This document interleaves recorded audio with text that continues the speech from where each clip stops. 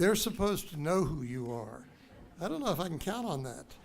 For those of you who don't, I'm John Bassett, and when I'm not sweeping the floors or emptying the trash, I'm also the president of the university. And sometimes people ask me, well, what does a president do?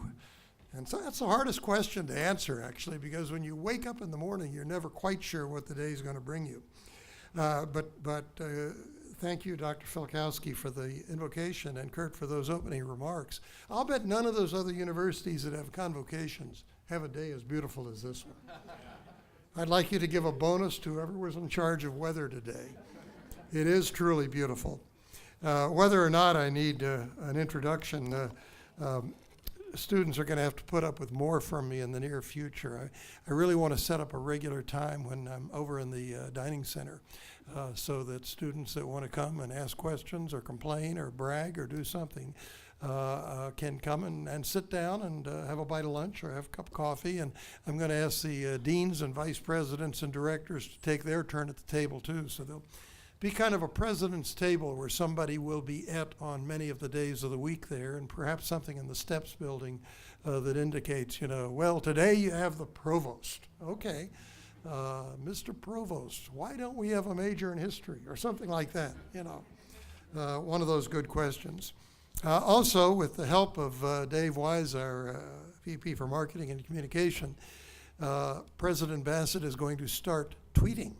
So those of you with your Twitter account, bingo, that's right, are going to have to put up with a tweet every once in a while, maybe every day.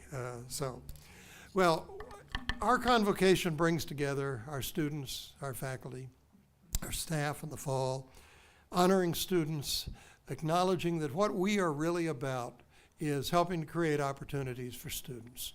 And the only way that we will be measured is with what happens to the students after they leave here.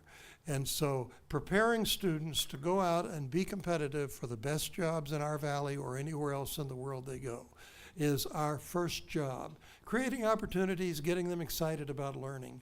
I've often said when I've been in front of you, the most important thing you can do at the beginning is take ownership of your own education. It's not high school. Don't wait to ask just what's the teacher going to give me as an assignment. You say, I'm here to study X, Y, Z, and I want to make sure when I leave that I am better prepared than anyone else to get that job, whatever the job is, education, business, social work, medicine, whatever it is. So it's never, oh, gee, he's such a tough teacher. Oh, Dr. Wynn is too tough on me. But maybe, Dr. Wynn hasn't been tough enough on me. I don't have enough work here to do. And it really is true that it's how well you're prepared when you leave here with that diploma. That's the key to how well we've done what we should be doing. So I want Heritage to be known, and I think you want Heritage to be known, for excellent teaching and a student-centered campus, student-centered education. And I will commit myself this year is going to be dedicated to make sure that we have for our students the best possible teachers going forward into the future and the most student-centered campus and student-centered services that you will find. You, the students, can be our best recruiters. And we want you to feel about the university in such a way that you will go back to your high schools and tell other students that this is where they ought to be. And if you don't feel that way, then you come and tell us. You come and tell us what the problem is. As people often say, if we've done it well for you, tell them. If we're not doing it well for you, tell us. Actually, I found at other colleges in America, you're only the second best recruiters. The best recruiters, and this is particularly true when you have a large student body of 18 to 22-year-olds, the best recruiters are happy parents. But students are very good second best recruiters. We want you to go out here with the breadth of a liberal education, but with the kind of real-world skill sets that will help you hit the ground running when you get out there. So those are my opening comments, but I have a great honor today. I'm thrilled to have the opportunity to present to you our convocation speaker. Sharon Prill, who is the publisher of the Yakima Herald-Republic, is, I believe, one of the best role models in the state of Washington for young people planning to develop their careers.